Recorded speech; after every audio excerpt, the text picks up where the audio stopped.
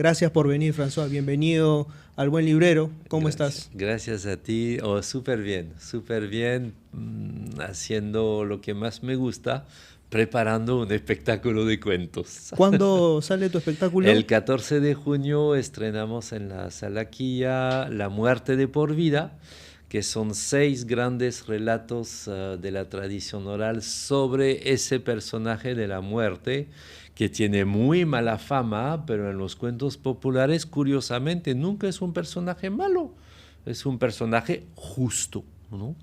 Entonces, esos relatos es mi contribución a ese tema tan humano que es nuestra mortalidad, para tener ganas de vivir. Y es lo que el cuento popular logra hacer. Entonces, es un espectáculo, fíjate, que hemos hecho ya el año pasado, y la gente que tenían duelos, ¿no?, muy cercanos, profundos, de sus familiares más cercanos, que iban a ver el espectáculo, salían en paz, salían con una tranquilidad de alma. Entonces dije, no, lo tengo que rehacer. ¿Nos cuesta hablar de la muerte? ¡Puf! En nuestra época, la muerte, fíjate que en el siglo XIX tú preguntabas a la gente, ¿cuál sería tu buena muerte? Dice, en mi cama, rodeado de mi esposa, de mis hijos, ¿no? Para dar los últimos consejos. La muerte formaba parte de lo cotidiano de la gente, ¿no?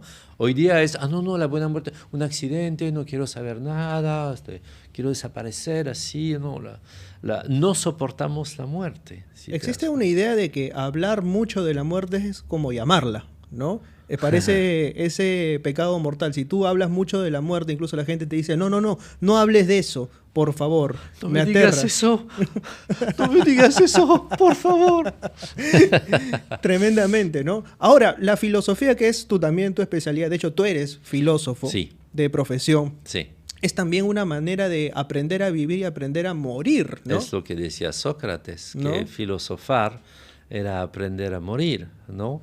Y en mi búsqueda filosófica me doy cuenta que, hay un solo evento en el futuro del cual tú y yo estamos absolutamente seguros, es nuestra muerte. Entonces, si colocas ese evento seguro en tu futuro y vas retrocediendo, te das cuenta que ahorita estamos vivos. Hay que aprovechar, pues, ¿no? La Fontaine, Jean de La Fontaine decía, ningún momento te asegura que estarás seguido por otro, ¿no? Entonces, cualquier momento que tú vives, en realidad es un regalo. Y ese regalo le debemos a la muerte. Mucha gente diría, ¿no? De pronto Camus era un pesimista y odiaba la vida, pero lo que Camus en el mito de Sísifo, por ejemplo, quiere decir es acepta el absurdo, abraza el instante y no le encuentres una conexión lógica a la vida. Exactamente, que es la mejor manera de vivir, porque si buscas la eternidad, la inmortalidad, la seguridad, el control, vas a terminar con un totalitarismo, ¿no? O bien del Estado, que es lo peor, o bien tú en tu propia vida, ¿no? Con ganas de control y de angustia total. Abandonarse a la idea que somos mortales te hace disfrutar del instante y te hace evitar la procrastinación. Porque si procrastinamos demasiado, de repente vamos a morir antes de haber hecho lo que hay que hacer. Entonces la vida es ya. Si no es ahora, entonces ¿cuándo?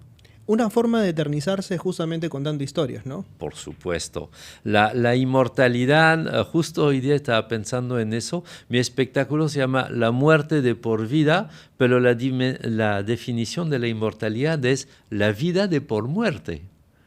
Es decir, esas personas que logran, estando en estado de muerte, una vida eterna, como Johann Sebastian Bach, como Sócrates, como Dante, ¿no? Como el Quijote, porque viven entre nosotros, ¿no? Eso es la inmortalidad. ¿Por qué nos gusta tanto contar y escuchar historias? Eso es porque, creo yo, nos conecta con el inconsciente colectivo. El cuento popular curiosamente viene de una fuente que nadie sabe, ¿no? Viaja muy fácilmente, un cuento africano lo cuentas en la India, en Europa o en Perú, todo el mundo lo va a entender y nos va a gustar. Viaja mucho, viaja en el tiempo, cambia de culturas. Los ricos como los pobres aman a los cuentos porque nos conecta con un fondo de humanidad a través de un inconsciente colectivo que es universal. Ahora, tú tienes una frase que a mí me encantó, en algún momento la mencionaste, dijiste, cada abuelo que muere es una biblioteca que se cierra. Ah, sí. Bueno, no es una frase mía, es una frase de un autor africano, no recuerdo si es Léopold Sédar Senghor o Amadou Hampâté-Bâ en este momento, pero la biblioteca que se quema, sí, sí, sí. Y en este momento hay que decir que estamos no solamente con el cambio climático y la pérdida de biodiversidad, sino que estamos en pérdida de etnodiversidad y de la tradición oral que se está muriendo, ¿no? Las pantallas han invadido todo el camino, ¿no? Curiosamente, la época del libro, se casaba muy bien con la tradición oral, ¿no? Mientras que las pantallas matan a la tradición oral, y creo yo que por un fenómeno muy sencillo es que cuando miras el cine o la tele o tu celular, la imagen está fuera de ti, entonces apaga tu pantalla mental y tú estás totalmente embobado por la imagen fuera de ti. Mientras que cuando yo cuento un cuento y que el público me escucha, su pantalla mental se prende, ve 1000 imágenes, porque en realidad en el escenario, ¿qué cosa es? Un franchute narigón, ¿no? que cuenta una historia, no hay nada. Pero en la pantalla mental de los oyentes hay la princesa, hay el camino del bosque, hay todo. Ahora, tú mencionas algo que es relevante. Quienes te escuchan pueden ser niños, pero también pueden ser adultos. Ah, son adultos los míos, sí. Sí. El cuento está estereotipado como una historia enteramente para niños y no necesariamente es así. No es así, no es así. El cuento es para todos. Decir que el cuento popular es para niños es como decir la danza es para niños o la música es para niños. Es ridículo, es un arte. Es un arte popular de tradición oral, ¿no? Entonces, es para todos, pero nuestra época mata el cuento, denigra el cuento, excluye el cuento de las salas de teatro muchas veces y lo achica, lo reduce a las y los niños, ¿no? Cosa que para mí es una gran pena. Por eso me dedico, y la gente me conoce hace 20 años, a decir, no, yo no cuento para dormir a los niños, sino para despertar a los adultos. Qué interesante eso. Sí. No cuento para dormir a los niños, sino para despertar a los adultos. ¿De dónde viene esta idea de que, por ejemplo, hay que leerle cuentos a los niños antes de ir a dormir? Eso sí es muy bueno. Eso sí es muy bueno. Bueno, yo diría leer está bien, pero contar todavía está mejor. Porque si mamá, si papá, si abuelos, si abuela, los bebés, los chiquitos ven al adulto en situación de creatividad, ¿no? De juego de creatividad a través de la historia, eso les enseña que la creatividad es maravillosa y creo que es una gran enseñanza. ¿Los adultos nos hemos olvidado un poco de jugar? Sí, pero nuestro juego a nosotros es el arte. Cuando nos damos el espacio en nuestra vida muy, muy apurada de parar un poco y de dedicarnos a ser humanos, es decir, sentir, imaginar, crear, compartir, emocionarnos. Una de las grandes críticas que se hace justamente a esta videocracia, ¿no? Giovanni Sartori ya hace muchísimo tiempo hablaba a propósito de la dictadura, de las pantallas, de la reducción del poder de atención de las personas, ¿no? Hoy en día ya tenemos que un TikTok que dure más de 15 segundos es realmente revolucionario y mantener la atención aún más, ¿no? ¿Tú has percibido este quiebre a lo largo del tiempo? Llevas mucho tiempo aquí dando y dictando talleres, cursos al público peruano. Sí, sí, sí. Yo me he dado cuenta de eso. Bueno, yo soy profesor de filosofía, ¿no? Y en los años 90 dictar filosofía era maravilloso. En los años 2000 más complicado. En los años 2010 o 2020 el nivel de atención es muy poco. Entonces, fíjate que poco a poco he ido introduciendo más cuentos dentro de mis clases. Porque eso sí, cuando empiezas diciendo, había una vez, ni dos, ni tres, solo una vez, todos los ojos están prendidos. Y esa es una magia. Acabo de volver de Colombia, estaba en Cali dando una conferencia, ¿no? Y toda la gente estaba en la sala con su celular y habían escuchado a varios conferencistas y me habían dado las 2 de la tarde, la peor hora, la hora de la digestión, ¿no? Entonces dije, acá vamos a empezar por un cuento. Empecé, había una vez y vi todas las miradas hacia mí, así, ¿no? Y me escucharon la conferencia de una hora tranquilo porque les conté un cuento al inicio y un cuento al final. Es lo que yo llamo una cuentoferencia. Cuentoferencia. Sí.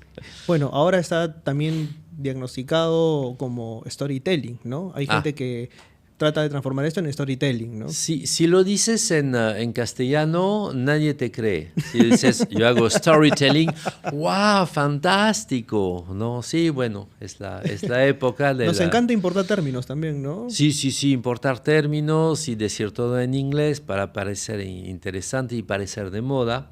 Pero bueno, la palabra storytelling a mí me interesa porque en inglés hay ese juego de palabra entre storytelling y story selling, ¿no? El vender una historia. Entonces yo en la Universidad del Pacífico enseño storytelling y les digo a mis alumnos, cuidado de no caer en el story selling, porque si tratan de vender historias a sus clientes, ¿no? Se van a dar cuenta rápido y ahí pierden toda la confianza. Es como que se le notan las costuras a la historia. Exactamente. Y sobre todo empiezas a decir mentiras. Es el cuento en el mal sentido de me estás contando un cuento, ¿no? Mientras que si pones lo que tú quieres decir en una historia, ¿no? Cogiendo esa trama universal del héroe, su búsqueda, los facilitadores, los oponentes, el sentido profundo de la búsqueda, la transformación final. Bueno, esa estructura es sumamente precisa para inventar historias. Y es lo que hacen todas las películas de aventura. En realidad, el cine, por un lado, ha matado a la velada de cuentos familiar, pero por otro lado le ha robado todos los trucos al cuento popular para hacer el cine. Se ha perdido el tema de la sobremesa, por ejemplo, ¿no? Sí, porque antes de la mesa, durante la mesa y después de la mesa. Esa es una cosa difícil. Felizmente mis hijos están grandes, ahora están a salvo, pero yo veo los bebitos y los niñitos de hoy, no sé cómo hacen los papás. Bueno, sí sabes cómo hacen, porque le dan el celular y la pantalla para que estén ahí. Sí, pero sabemos, ¿no?, que hay daño cerebral incluso. Entonces, hay temas de adicción a las pantallas. Sabes que leía justo esta semana, ya en Francia están pensando en prohibir el celular, es decir, tratar el celular para niños como se trata el alcohol o el tabaco. A ese nivel. A ese nivel. Porque ya los médicos alertan, los psicólogos ya no saben qué hacer. Hay niños de 3 años que nunca han pronunciado la palabra mamá. Wow. Hay niños de 4 años que no saben mirar a las personas en los ojos. No, es grave. Es grave. Y bueno, ahí se reduce justamente el poder de atención. Exactamente. Y hay algo que estábamos comentando, ¿no? Las historias o los cuentos y las fábulas tienen a veces como principales protagonistas a los papás, a los padres, que son las principales figuras de autoridad. Y esto era algo que decía justamente, voy a citar otra vez a Bruno Bettelheim, Caserito, en este programa que es uno de mis favoritos, que mencionaba, cuando desaparecen estas figuras de autoridad es cuando se produce el temor. Y justamente los cuentos de hadas tratan de revelar esto, ¿no? Exactamente.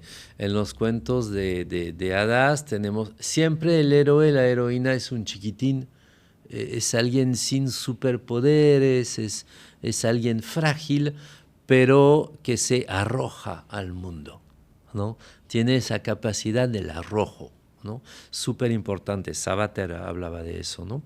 Y las figuras paternas y maternales o bien están ausentes o bien se malogran. La madre muere, reemplazada por una madrastra, ahí tienes todo el tema de la Cenicienta. Entonces la niña, el niño tienen que enfrentarse con esa figura patologizada del adulto, que es el ogro, la bruja, el lobo feroz, etcétera, etcétera, que no es el adulto que debería haber a su alrededor.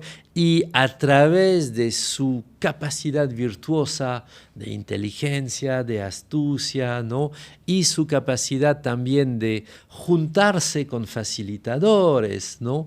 Que lo van a ayudar, pues logra crecer. Entonces el mensaje básico del cuento popular es, si tú quieres crecer, sal de la casa y enfréntate a tus miedos. Que alguien podría entender el crecer como un cambio de edad o un cambio físico, pero es en realidad un cambio de estado. Es una transformación. Crecer es transformarse. Bueno, creo que todas las niñas lo saben al momento de la pubertad, porque ellas tienen una transformación más fuerte que la que tenemos nosotros los varones, pero en realidad cualquier cambio importante en tu vida es una metamorfosis, ¿no? Nani Ipis hablaba a propósito de lo que significaba ser adolescente. Hay una idea de patologización al adolescente, como decir, es una edad de transición, pero todas las edades de nuestra vida son transiciones, Claro, ¿no? claro. Es verdad que, ¿por qué llamar a esa edad adolescente, ¿no? ¿Por qué hablar del dolor? Yo personalmente, mi infancia no fue muy feliz. El dolor yo lo llevo hasta muy tarde, ¿no? A través de las historias que cuentas y recopilas también. A través de las historias, bueno, si escuchas bien mis historias, ya sabes mi historia personal, pero yo nunca te la voy a decir. Pero si escuchas a Joja, por ejemplo, habrá entendido mucho de François Vallès. Hay historias que a mí me marcaron, tanto personalmente como artísticamente, y que constituyen un hito en mi carrera, ¿no? Obviamente La caca de vaca, que es un cuento que yo inventé, pero también Samvel, que es un cuento armenio de la tradición judía, Joja, José Javier, que es mi versión de las habichuelas mágicas, ¿no? Me fue muy fuerte descubrir a las versiones tradicionales de la Cenicienta, la Caperucita Roja, y dedicarme a contar a los adultos cuentos dichos para niños me ha permitido ver que no son para niños, no son solamente para niños, y que permiten al adulto despertar a la niña o el niño interior, ¿no? Y eso es maravilloso. El niño interior se despierta justamente cuando hay un hallazgo que le permite confrontar todo su pasado, ¿no? Y ahí es donde finalmente encontramos la maravilla, el descubrimiento, el deslumbramiento. El deslumbramiento, y también la reconectamos con la pulsión de muerte, que como buenos adultos tenemos bien escondida por ahí, que los niños tienen más a flor de piel y a flor de pensamiento, y que el cuento popular no tiene ningún miedo a revelarte. Bueno, en el espectáculo La muerte de por vida hay un cuento muy cruel, ¿no? Y al final la madrastra muere en forma muy cruel, y toda la sala estalla de risa feliz de que la mala haya sido matada, ¿no? en el cuento. Y yo le digo, Ampay, ¿no? Ustedes también disfrutan de eso, ¿no? Han despertado a su niño interior. Entonces, ja, ja, ja, todo el mundo se ríe. Y es eso, pues, esa capacidad de jugar con nosotros mismos, es eso que hace el cuento. Por ejemplo, nosotros tenemos un background de historias, utilicé un término importado, maldita sea. Sí. Un pasado. Un pasado. Un pasado de historias que nos han contado, pero que en realidad sus versiones no son necesariamente las originales, sino que son cuentos populares a los cuales hemos llegado en una versión, digamos, pasteurizada. Totalmente, edulcorada, descafeinada, etcétera, etcétera. Esas versiones en literatura infantil, ¿no? Donde la abuela se esconde debajo de la cama para que el lobo no la coma, etcétera. Son ridículos. ¿Por qué? Porque si tomas La Caperuza, es un cuento de mujeres para mujeres, tienes las tres edades, la abuela, la madre y la hija, como protagonistas, ¿no? La hija, rojo, tiene la menstruación, tiene la primera menstruación, no es una niñita chiquitita, ella es mandada por la madre al bosque oscuro, cosa que es raro, ¿no? Porque tiene que pasar su iniciación y obviamente es la figura materna grande, experimentada, sabia, que es la abuela, una abuela que vive en el bosque, que es raro, ¿no? Que le va a enseñar. ¿Y cómo le enseña? A través de su sacrificio. El lobo sí se come la abuela, por supuesto, porque los abuelos desaparecen y nosotros vamos creciendo todos, esa es la vida. Pero el lobo, en todas las versiones campesinas, ¿no? Del siglo XIX, en Francia, el lobo no se come toda la abuela, deja un pedazo de carne y un vaso de sangre. Y cuando llega La Caperuza, ella bebe la sangre de su abuela y come la carne de su abuela. Cosa que es muy importante porque a través de ese símbolo metafórico del canibalismo adquiere el poder, la sabiduría, la experiencia de vida de su abuela, ¿no? Y es a través de eso que ella empieza a tener lucidez y se da cuenta que es un lobo y ella tiene que escapar, obviamente. ¿Te das cuenta? Entonces, una versión edulcorada, la abuela se esconde, entonces el lobo es un tonto. Pues si el lobo es un tonto, ya no hay historia. Imagínate si tú vas a ver a Star Wars y Darth Vader, cada vez que quiere apresar a alguien, se cae porque tiene, qué sé yo, botas de payaso. Tú no irías a ver una película así, es ridículo que la maldad, el oponente, el villano, el agresor, no sea lo que tiene que ser, ¿no? Entonces, los cuentos populares son crueles, pero es una crueldad que nos conecta con la pulsión de muerte y, ojo, siempre son cuentos que terminan bien.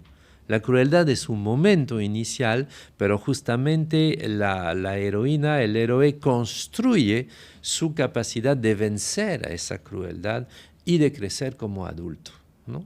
Y si no, tienes los cuentos de sabiduría, donde el oponente, te das cuenta que es el héroe. El héroe pensaba que el oponente era externo y se da cuenta al final que él era su propio oponente.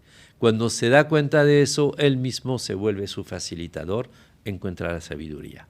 Voy a entrar en un rato más sobre la filosofía que hay detrás de los relatos, que me parece bien interesante de ver, porque aquí se rompe todo este esquema de los buenos, de los malos, del héroe, del antihéroe.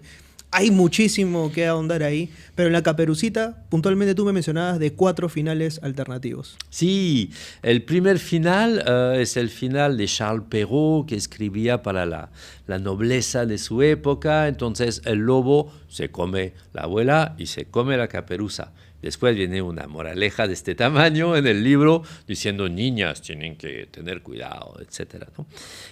Obviamente en nuestra época este final ya no interesa a nadie, ¿no?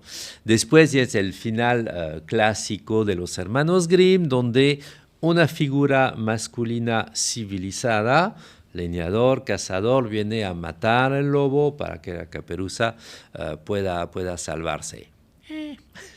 Encontré una versión campesina autóctona en Francia, porque es un cuento muy francés, La Caperuza Roja, donde es la sororidad, son las mujeres que se salvan, ¿no?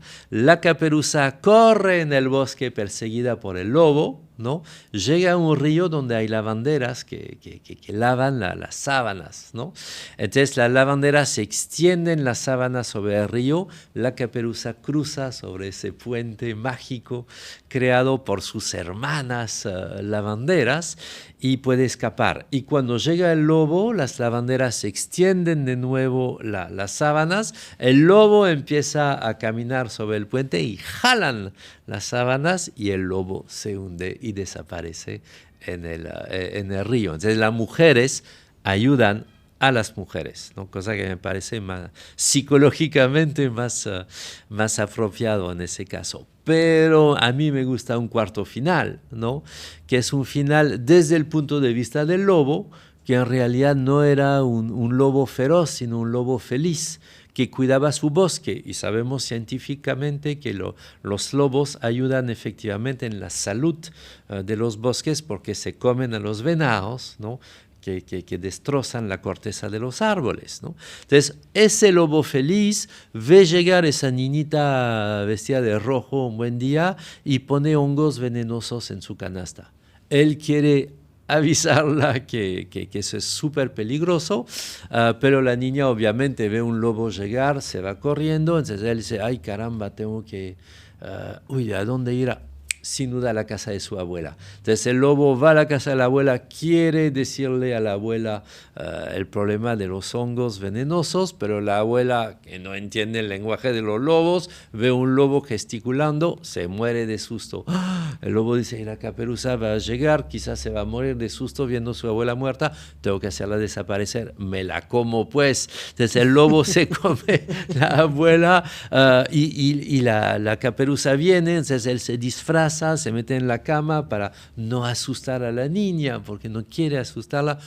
La niña se mete en la cama, obviamente lo ve, se va corriendo y el lobo detrás diciendo, por favor, no te quiero hacer daño, solo te quiero avisar. Y ¡pa! Un disparo, un cazador feliz, un lobo muerto. Y desde esa época ya no hay nadie para cuidar al bosque. Entonces es el bosque que se está muriendo. Uf, tremendo. Tremenda Tremendo. historia. Sí. No quiero malograr el final porque lo que tú has hecho es sublime. O sea, y estoy seguro que mucha gente que está detrás de cámara también lo va a percibir así. Hay un libro a propósito de lo que es el mito del hombre lobo. Y muchos de ellos hablan que es a la inversa. O sea, uno podría creer que el castigo es del ser humano convertirse en lobo. Y a veces es al revés. Que el lobo se transforma en ser humano y ese es el verdadero castigo, que adquiere conciencia. Exactamente. Y no puede volver a su estado salvaje natural, ¿no? Exactamente. Eso lo abordo en el primer cuento de mi espectáculo, La muerte de por vida, que es un magnífico mito de creación africano que nos enseña cómo el personaje de la muerte, ¿no? Un ser sutil de sombra, dice el cuento, ayuda al primer ser humano a encontrar el amor, a descubrir el lenguaje, etcétera, etcétera. Pero antes, como ese ser sutil de sombra mira al hombre que no tiene conciencia, que no entiende nada, ¿no? El hombre empieza a sentirse mirado y al sentirse mirado adquiere la conciencia. Pero la conciencia no es un regalo. Oh, porque con la conciencia viene el aburrimiento, las emociones, la búsqueda de sentido. ¿Y qué sentido tiene la vida? obviamente no tiene ningún sentido. Entonces hay que construirle un sentido. Sí. Largo y difícil camino. Exactamente. Por eso más vale ser lobo, más vale ser perro. Justo ayer decía a mi pareja, le recordaba una canción de mi infancia en Francia, donde es un cantautor que dice, ciertos días me gustaría ser mi perro, ¿no? Y entonces enumera en la canción todas las ventajas de ser perro, de no tener que contestar al teléfono, pagar las facturas, ¿no? Ir a trabajar, ni nada de eso. Pero dice, pero hay algo que yo sé hacer que mi perro no sabe hacer. Yo sí sé abrir la puerta de la refri. Por eso a veces mi perro quisiera ser yo. Ah, qué genial, maestro. Qué genial. Tú sabes que me hace recordar también a propósito de un relato de Wolf Ehrlich, que es justamente El pato y la muerte. No conozco. El pato y la muerte, bueno, ya lo conté en una transmisión en vivo, pero es la muerte se le presenta al pato con su clásica guadaña y le dice, he venido a llevarte. Y el pato le dice, pero yo no te tengo miedo. Y la muerte le dice, solamente te voy a mencionar una palabra, el zorro. Y automáticamente el pato se pone a temblar. La muerte empieza a acompañar al pato y el pato le empieza a hacer preguntas a la muerte. O sea, ¿por qué es que estás aquí? Y la muerte le responde, básicamente, he estado contigo desde que naciste, en cada resfrío, en cada accidente, pero tú siempre te reponías y yo tenía que irme. Entonces el pato empieza a hacerse cuestionamientos a propósito de la vida. Es un cuento para niños. La muerte de por vida. Exactamente, exactamente, ¿no? A propósito de qué es lo que va a pasar con mis amigos patos ahora que yo ya no estoy ahí. Y la muerte le dice, bueno, van a seguir ahí, van a ponerse tristes un rato, pero al final. Y poco a poco vamos a la muerte humanizada, ¿no? Que tiene estas contradicciones de querer ejercer su oficio de muerte o de pronto humanizarse y adquirir esa conciencia que le permita sentir dolor, aburrimiento y todo lo que tú mencionas. En realidad, sin la conciencia de la muerte, creo que no tendríamos conciencia del todo, porque esa inmensa seguridad dentro de nosotros difusa de que se va a acabar, nos urge vivir el instante. Entonces temporaliza nuestra vida, ¿no? Con el pasado ningún problema, pero ¿qué va a venir después, no? Y hay una suave certeza de lo peor, ¿no?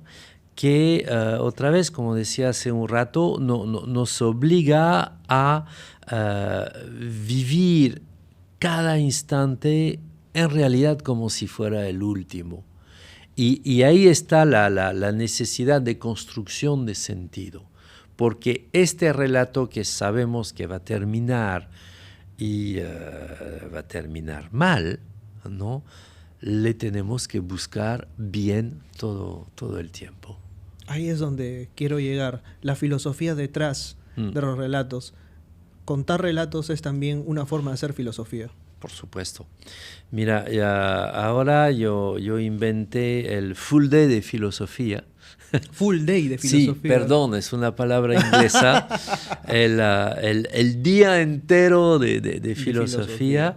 Invito a la gente a mi casa, ¿no? Un grupo de personas aficionadas a la filosofía. Elijo un tema. Y durante el día filosofamos, o sea, con mi pizarra y hablamos de filosofía, de conceptos, de ciertos autores, pero en la forma más amena posible. Pero también cuento cuentos, ¿no? Y también realizamos ejercicios, ¿no?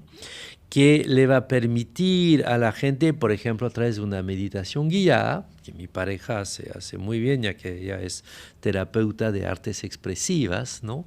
Entonces, las personas integran los conceptos filosóficos en el cuerpo, ¿no? Entonces, el cuento le da el aspecto imaginario el concepto racional le da la inteligencia, ¿no? Y la meditación guiada le da el cuerpo, la capacidad de incorporar. Y con eso creo yo que logramos hacer filosofía de verdad. Porque yo amo la filosofía. Yo hago cuentos porque amo la filosofía, porque el cuento está lleno de sabiduría, pero detesto la filosofía académica. Yo soy un académico, he hecho mi doctorado en la Universidad de París, te puedo hablar de Kant, Hegel, o sea, yo sé hacer esto, he escrito libros, pero me di cuenta que la filosofía en la universidad excluye, ¿no? Excluye y también es un sacrilegio, pero aburre, porque es muy filosofía, filosofando. Entonces la gente quiere pensar, quiere reflexionar y todos se saben mortales, ¿no? Quieren encontrar un sentido a su vida, pero tienen miedo de la filosofía porque es esta cosa difícil, ¿no? Con el lenguaje difícil de los Wittgenstein y de los Hegel, entonces no se mete, ¿no? Entonces yo a través del cuento y a través de esas jornadas, esos domingos de filosofía, ahí está, mejor Mapi, vamos a hacer un domingo de filosofía en lugar de un full day. Está bien, ya quitamos el inglés. Y bueno, logramos rehabilitar esa cosa que es muy humana, de que filosofar es una actividad para todo el mundo, ya que los filósofos no pretendemos un cierto saber, sino solamente una vigilancia sobre todos los saberes. A ver, tú que pretendes saber, ¿qué sabes tú de verdad? ¿No? Que es el trabajo de Sócrates, pues, ¿no? Sócrates, que decía que no sabía nada, pero que sí lo sabía, ¿no? Entonces, filosofar no es ser ingeniero químico, no es un oficio que se aprende, sino es una tarea humana que se practica. Vivimos en una era donde gobierna lo pragmático y cada vez pensar es más un acto revolucionario, me parece. Bajar un cambio, detenerse, ver dónde estás parado y encontrarte podría resultar peligroso para muchos porque obliga a esa gran maquinaria a parar y a saber que esa pieza, que de pronto se cuestiona su función, no atomizada dentro de un sistema, puede llegar a ser peligrosa. Sí, estoy de acuerdo contigo, pero creo que siempre fue así, ¿sabes? Siempre la filosofía fue peligrosa, siempre los poderes han querido que los súbditos no piensen mucho, que los súbditos no pasen a ser sujetos de su propia vida, sino se quedan como súbditos.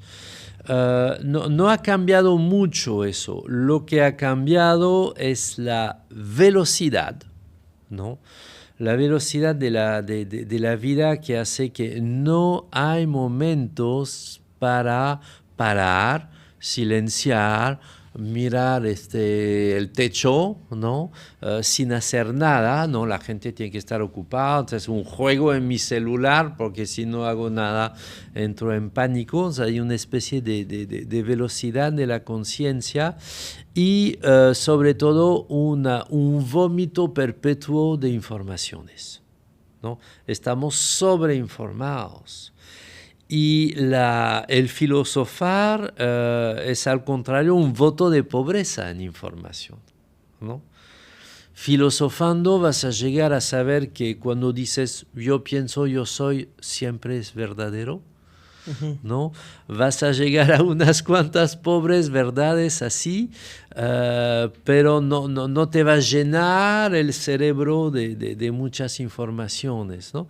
Entonces, para filosofar hay que bajar la velocidad, es complicado, y vaciar tu taza de té dentro de tu cerebro, y eso también es complicado, porque todo está al alcance, todo te llama hacia la información, ¿no? Entonces te olvidas la transformación. Iba justamente en ese sentido porque el curso de filosofía fue retirado del currículo educativo escolar ha sido reemplazado por otros cursos un tanto más utilitarios, inteligencia financiera, economía. Dramático. Sí. Entonces, ahí uno percibe una intención de las autoridades, volvernos cada vez más mecánicos, utilitarios y no tanto para encontrarnos. Y eso tiene que ver también con lo que tú mencionabas anteriormente. Yo siento que cuando uno menciona la palabra filosofía, automáticamente se genera un silencio peligroso alrededor y la poca gente que había se va desperdigando por ahí. Y es por el enfoque que se le ha dado. Como mencionas tú, es bastante académico, bastante técnico. Yo sabía en el colegio quién era Tales de Mileto, Platón, evidentemente, pero no había una profundización en torno a las ideas. ¿Por qué crees que existe este estigma en torno al filósofo como alguien que habla en complicado y que se aleja muchísimo de ese público que para mí es el más fértil de imaginación y de buscar identidades, que es la adolescencia?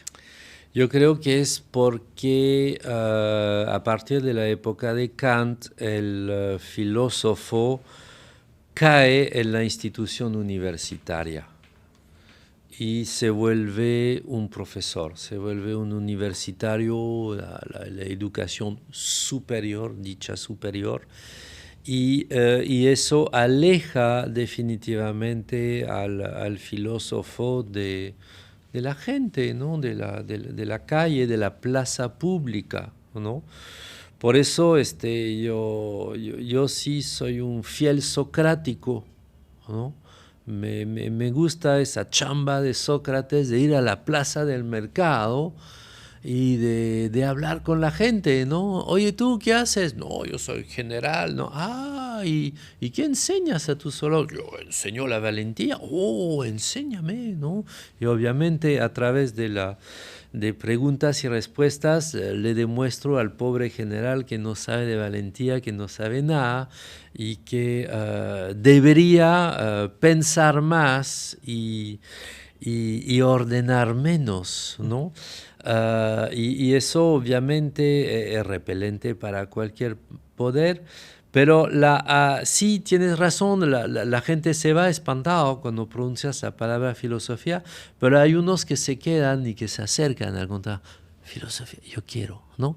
Y a esas personas yo creo que nosotros los filósofos debemos dedicarnos más, ¿no? Está bien de sacar un artículo en la revista Web of Science, no sé qué, pero está bien también contar cuentos, hacer un podcast, meter un poquito de filosofía en YouTube, subir a un escenario para hablar de filosofía. En ese espectáculo que te menciono, La muerte de por vida, entre los cuentos me siento y empiezo a filosofar con el público, ¿no? Sobre la muerte, sobre la vida, la esperanza, el suicidio, etcétera, etcétera, ¿no? Y entonces abro con la filosofía las preguntas, el espacio de la inteligencia, y le digo, te voy a contar un cuento, ¿no? Y el cuento viene a rellenar con las ideas, la imaginación. Y ahí la gente sale plena, ¿no? Porque todos sus cerebros, el izquierdo como el derecho, han sido nutridos, ¿no? Por un espectáculo total. Es eso lo que quiero hacer ahora. Cuando tú cuentas historias de diferentes partes del mundo. Sí. Y ahí hay varias éticas que también se reflejan dentro de ese mismo relato. Por supuesto. Entonces, sí. Por ejemplo, es una manera también de encontrarnos como humanidad a través de las historias. Y, sí, exactamente. Y te das cuenta que el Tíbet o Burkina Faso o Armenia no te es tan alejado, porque esas historias que vienen de allá te tocan a ti también el corazón, ¿no? Y historias como, perdón, la Cenicienta, que debe tener, no sé, 3.000 a 4.000 años, ¿no? Pues son de plena actualidad, ¿no? Adolescentes que tienen que ensuciarse para protegerse de una violencia intrafamiliar insoportable y que tienen esa contradicción de querer seducir afuera, pero tienen que ensuciarse adentro para poder sobrevivir. Bueno, ese es un problema que tienen los adolescentes de hoy, ¿no? Muchos jóvenes, cuando vino la pandemia, en realidad estaban en una parte de sí mismos felices de taparse, de esconderse, de no salir, etc. Y cuando volvió la vida pública, siguieron con la mascarilla porque hay ese temor a exponerse, a mostrarse, al mismo tiempo que el querer ser seducido y seducir, que es una dialéctica de la juventud y del descubrimiento de la sexualidad, de la pareja, etcétera, etcétera, ¿no? Entonces, eso es la Cenicienta, lo siento. Y eso es totalmente actual, ¿no? Entonces, ay caramba, lo que decían la gente hace 4.000 años, finalmente somos iguales. Tenemos celulares, computación, inteligencia artificial, pero de algún modo somos iguales que la gente de hace 4.000 años. Eso enseña mucho, ¿no? Entonces, cuando un viejo se muere, efectivamente se quema una biblioteca. Yo diría también cuando una civilización se muere, cuando una historia se muere, cuando una sociedad se muere por la inteligencia artificial, etcétera, se muere una humanidad. Por eso cuando a veces me dicen la inteligencia artificial va a poder competir con los escritores, las escritoras, creando historias, yo digo, probablemente te puedan contar una historia, pero tener un punto de vista propio no. Por definición, una inteligencia artificial no tiene un punto de vista propio porque no vive, no existe, ¿no? Y obviamente a la computadora le es indiferente si está prendida o apagada, ¿no? Y en ese sentido, muchas veces imagino eso, me imagino unos extraterrestres que llegan y que son súper inteligentes, ¿no? Y ven un partido de fútbol, ¿no? Entonces ahí está el estadio, toda la gente en la tribuna, los jugadores, la pelota que va de un lado a otro, y ellos han analizado las hormonas, la secreción de adrenalina en la gente. Entonces pueden saber que cuando esa esfera de cuero se desplaza hacia el arco, esa tribuna se va a poner feliz y esa tribuna se va a poner triste, ¿no? Sabrían todo lo que está pasando y podrían anticipar, incluso volver a hacerlo. Es lo que hace la inteligencia artificial, ¿no? Uh-huh. No sabrían lo que es jugar. No sabrían lo que es el fútbol, no sabrían lo que es ganar, perder, tener una esperanza, perder la esperanza, volver a esperar. No sabrían todo eso, porque no tendrían las emociones de esos seres vivos que somos. ¿Te das cuenta? Algún día un robot jugará al fútbol mucho mejor que Messi, porque tendrá en su computadora Maradona más Messi más Ronaldinho y todos los grandes, y jugará mejor, pero no se pondrá feliz cuando ganará. Tremendo eso, ¿no?